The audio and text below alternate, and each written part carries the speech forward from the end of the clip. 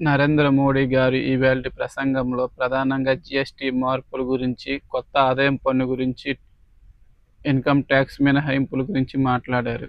ఆయన చెప్పారు, రేపటి నుండి కొత్త జీఎస్టీ రేట్లు అమల్లోకి వస్తాయని.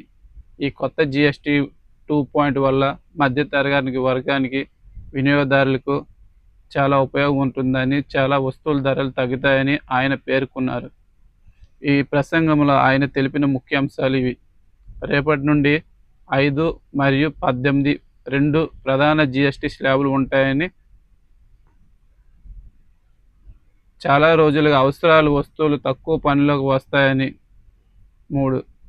కొత్త ఆదాయం పన్ను మినహాయింపు 12 లక్షల రూపాయల వరకు పెంచారు. దీనివల్ల మధ్యతరగతి వర్గానికి బాగా లాభపడుతుంది. స్వదేశీ వస్తువులు కొనడం వల్ల ఆత్మనిర్భర భారత్ లక్ష్యం పౌరులు దృష్టి పెట్టాలని ప్రధాని పిలుపునిచ్చారు. మొత్తం మీద ఈ స్పీచ్ దేశ ఆర్థిక వ్యవస్థను వేగవంతం చేయడానికి, వినియోగదారుల ఖర్చులు తగ్గించడానికి, దేశీయ ఉత్పత్తిని ప్రోత్సహించడానికి దోహదపడుతుందని ఆయన అభిప్రాయపడ్డారు.